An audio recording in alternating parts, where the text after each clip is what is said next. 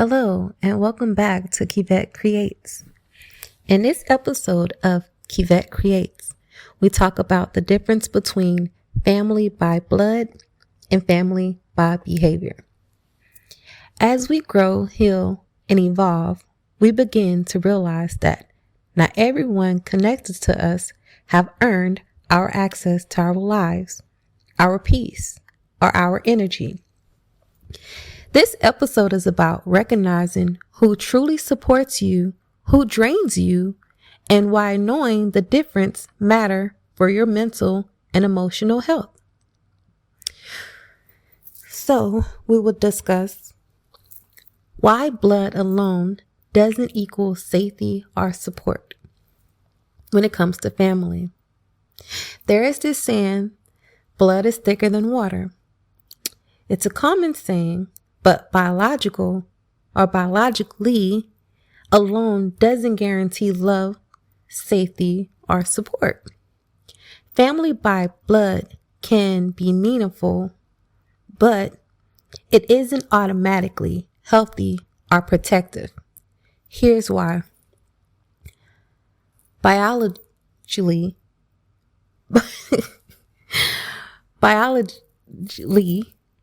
it doesn't equal emotional maturity. Sharing DNA doesn't ensure someone has the emotional skills to communicate respectfully, take accountability, offer empathy, maintain healthy boundaries. A parent, a sibling, or relative can be emotional, unavailable, manipulative, or abusive.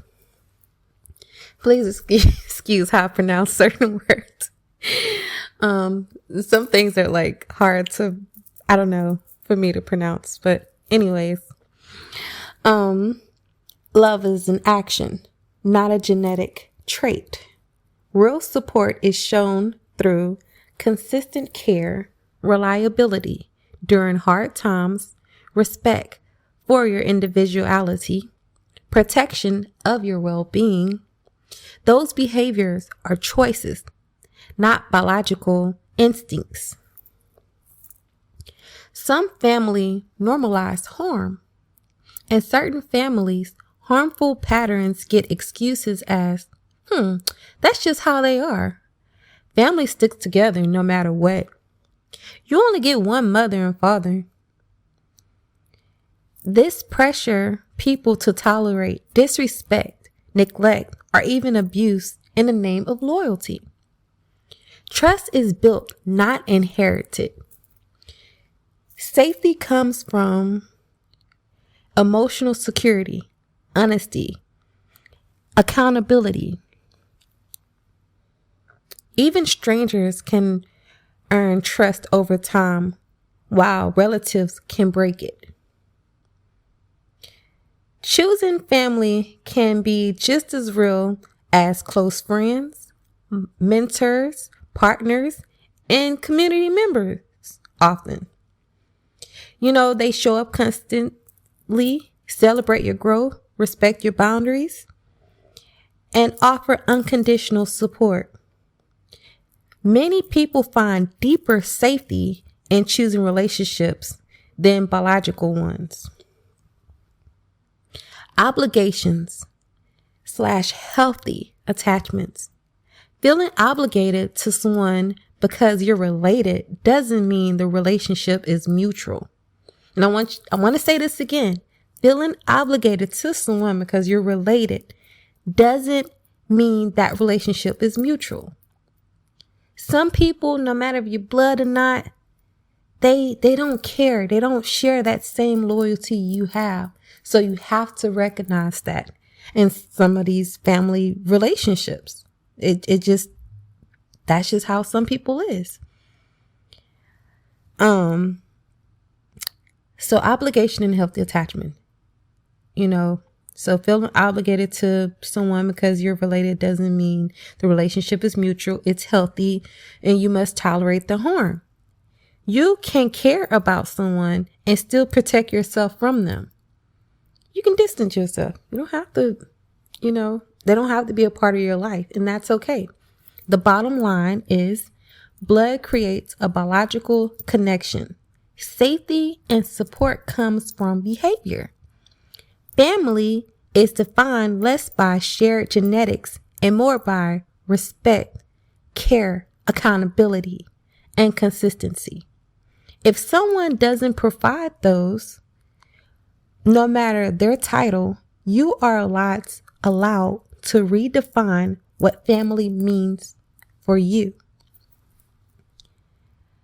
How unhealthy family dynamics impact your self-worth?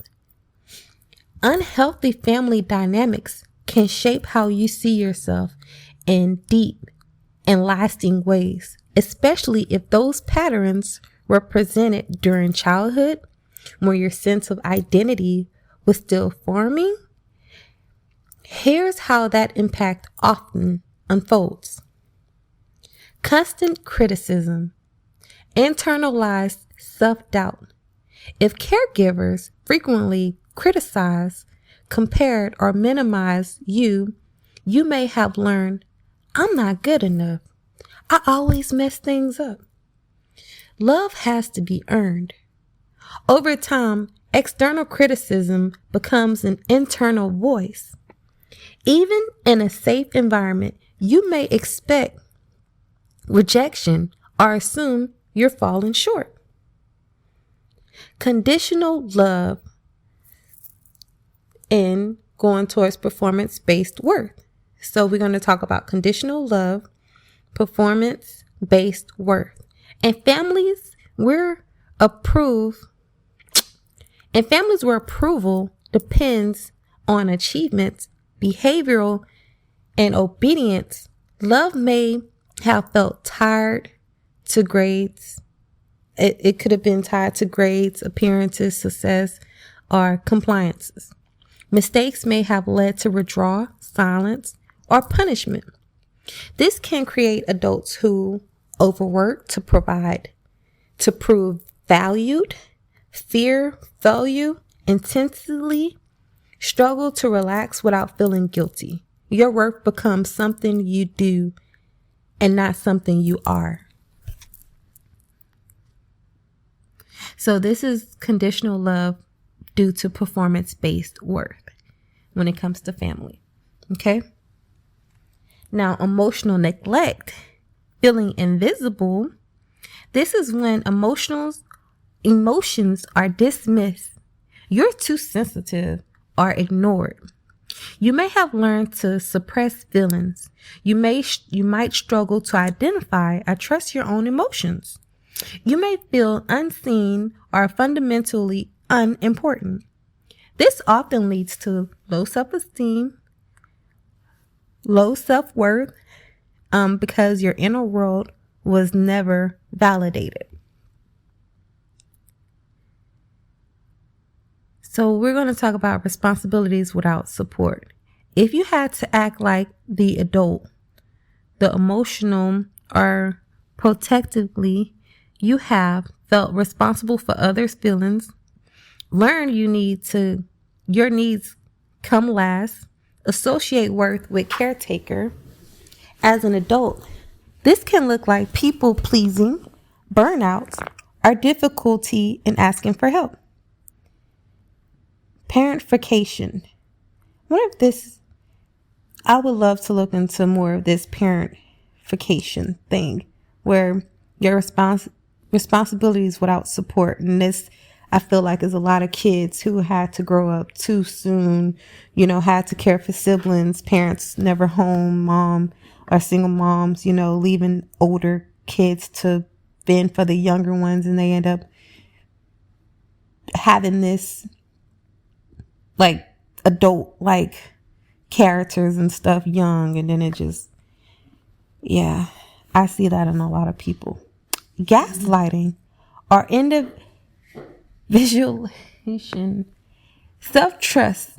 When your experience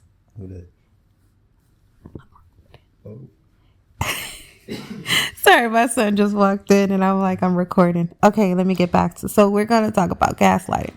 When your experiences were denied or twisted, that never happened. You're imagining things, you're overreacting. You may now second guess your memory, struggle to make decisions, doubt your own perception.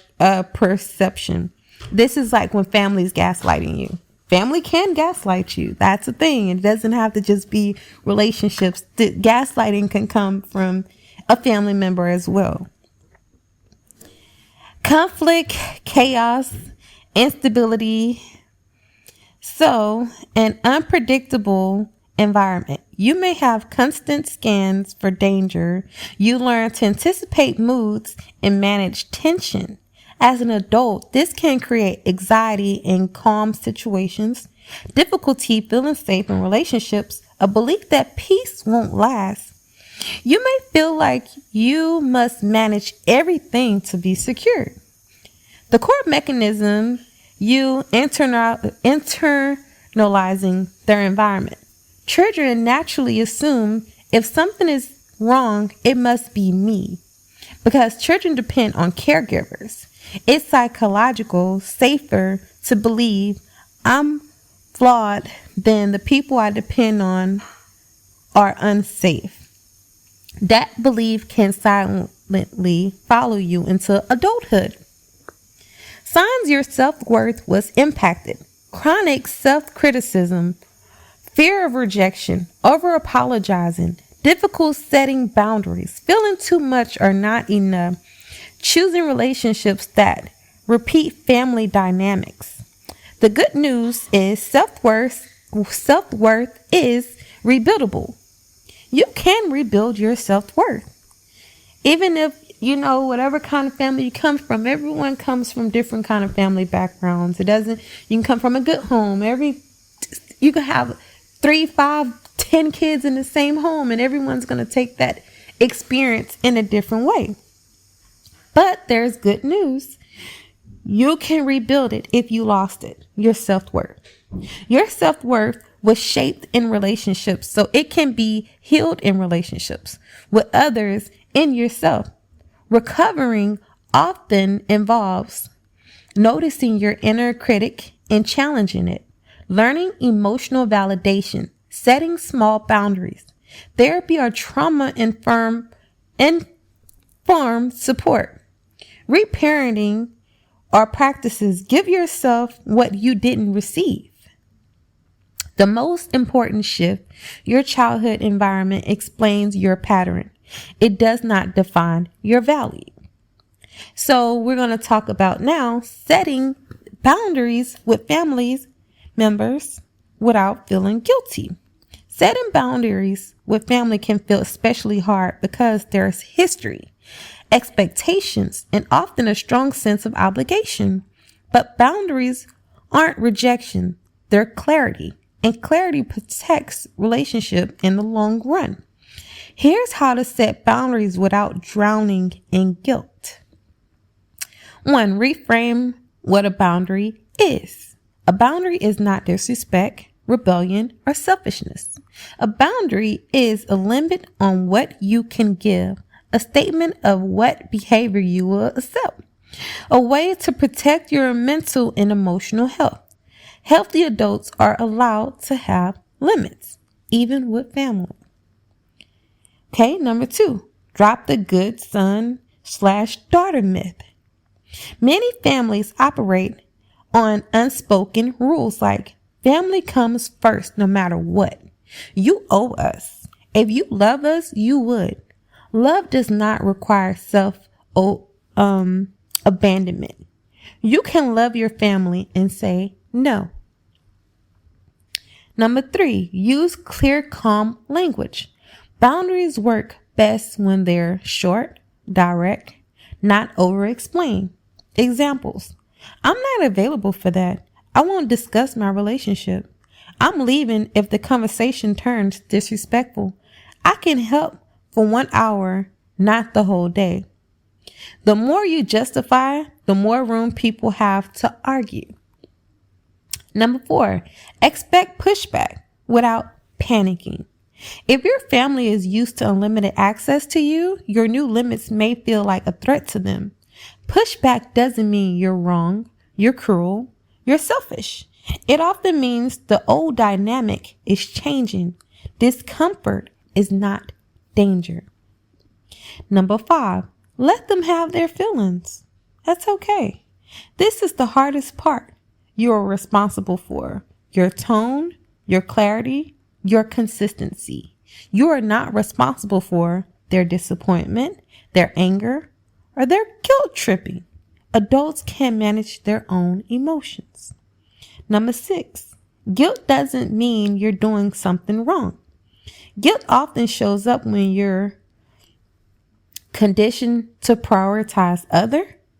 You are rewarded for self-sacrifice. You were taught that conflict equals disrespect. Guilt is a feeling, not a moral verdict. You can feel guilty and still be right. Number 7, start small if it feels overwhelming.